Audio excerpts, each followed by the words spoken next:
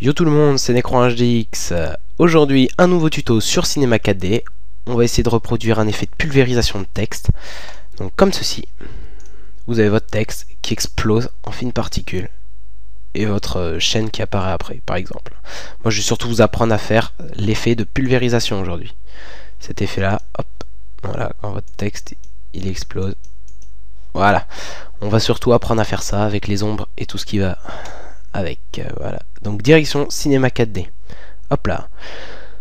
On va tout de suite faire les réglages de rendu. Ouais, en sortie, pré-réglage, vous mettez film vidéo HDTV, HDV 720-29-97, comme d'habitude. Plus en bas, dans images, vous passez en toutes les images. Enregistrer, hop, on met le chemin. Hop, on va appeler ça tuto. Un peu basique comme nom, mais c'est pas grave. Et en format, vous mettez, vous passez de TIFF, calque PSD, à AVI ou QuickTime. Moi je prends QuickTime, marche mieux sur mon ordi. Anti-aliasing, vous mettez au mieux. Et niveau minimum, 2x2. Donc tout ça, ça change pas, ça reste pareil. C'est parti alors. Vous créez un sol, donc l'icône de la lumière, hein, je rappelle, c'est cette icône-ci. Vous cliquez, vous glissez sur le sol, puis voilà. Hop. Mot graphe, mot texte, ce sera votre texte qui va exploser en fines particules. Donc vous placez votre texte au choix. Vous changez la police. On va prendre slant, que j'aime beaucoup, ou non, celle-ci, hop, pour changer. Donc voilà. Ensuite, on va lui attribuer une petite matière, hein, pour que ça rende un peu mieux. Donc double-clic en bas à gauche dans les matériaux, la boule, redouble-clic sur la boule de matière, onglet couleur, on modifie la couleur. Hop, c'est pas un rouge.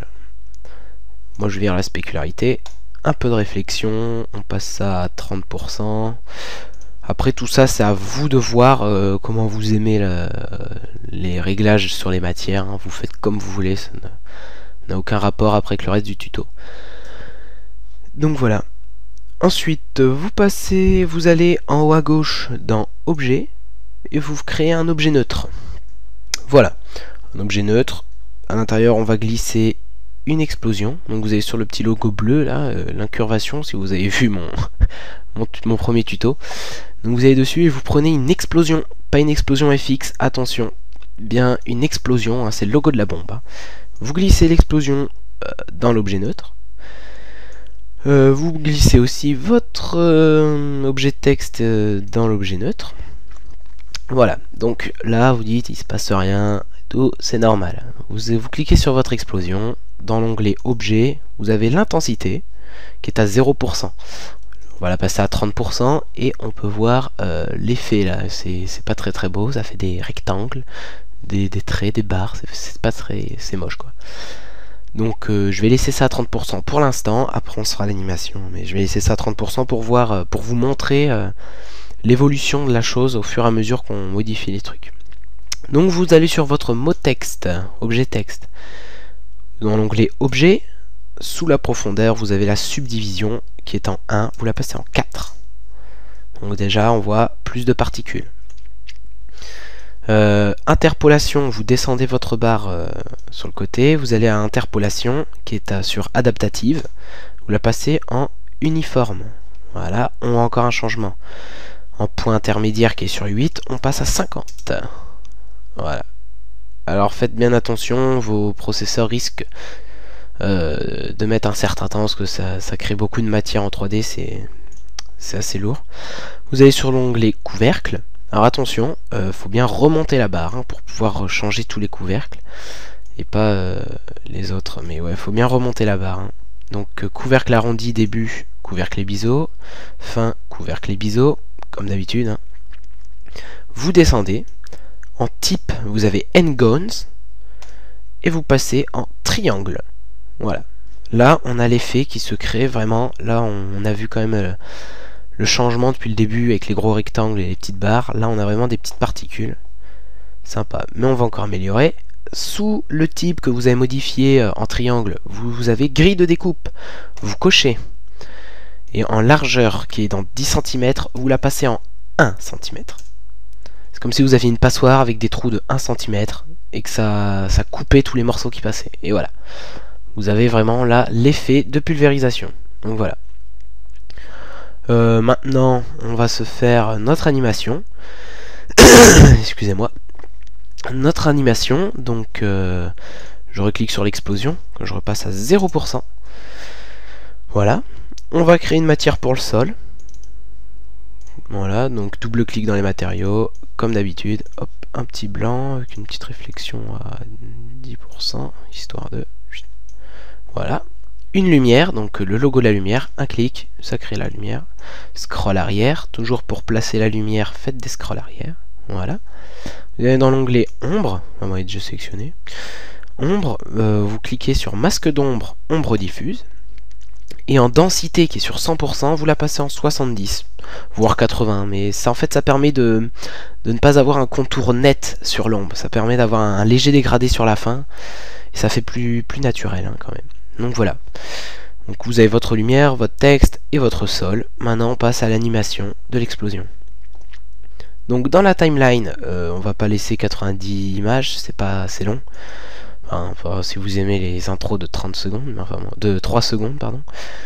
Vous passez de 90 F à 150. Voilà, parce qu'il nous fait un petit truc de 5 secondes, 5-6 secondes. Même pas. Vous tirez la réglette. Wow, première fois que ça me fait ça. Cool. Vous tirez la réglette. Vous mettez à 0 dans la timeline. Vous cliquez sur votre explosion.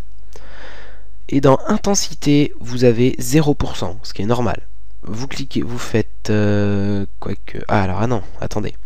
On va se placer à 30 images, pour qu'on puisse voir votre texte quand même au début de l'introduction. Voilà, donc on se place à 30 images dans la timeline. Dans intensité qui est sur 0%, à côté du mot intensité, vous avez un petit carré gris. Vous faites CTRL, clic gauche dans ce carré. Celui-ci devient rouge. Ça vous a créé une clé dans la timeline, hein, ici, vous pouvez le voir. Voilà. Maintenant, vous allez à 150 images. Vous faites CTRL, clic gauche dans le carré. Il redevient rouge. L'intensité qui est à 0%, vous la passez à 100%. Le carré devient jaune. Et vous faites CTRL, clic gauche. Voilà. Donc maintenant, vous avez votre animation qui est créée. Je fais play. Là, jusqu'à 30 images, le texte reste normal. Parce que c'est l'effet voulu. Hein. À partir de 30 images, le texte commence à exploser en particules. Donc j'ai un processeur très lent. Une carte graphique pourrie. Mémoire vive, n'en parlons pas. Je change d'ordinateur la semaine prochaine. Voilà, donc là, je vais mettre pause pour vous montrer. Voilà, là on a nos particules qui sont créées. Voilà. Donc ensuite on va placer une caméra. Donc je reviens au début.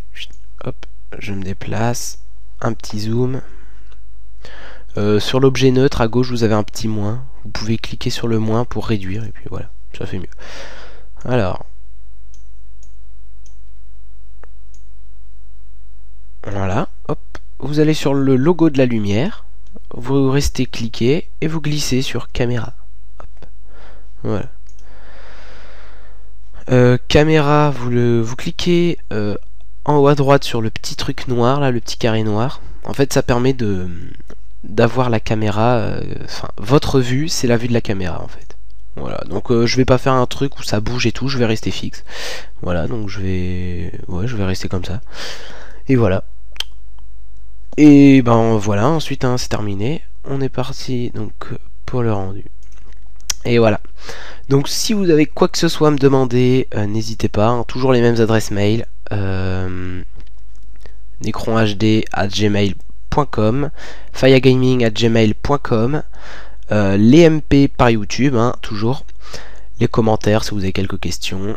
N'oubliez pas de vous abonner, d'aimer, ça fait toujours plaisir de voir que les gens vous suivent. Et voilà, j'espère que ce tuto aura été utile pour vous. J'espère qu'il vous a aidé. Et puis voilà. Allez, salut à tous, c'était NecronHDX.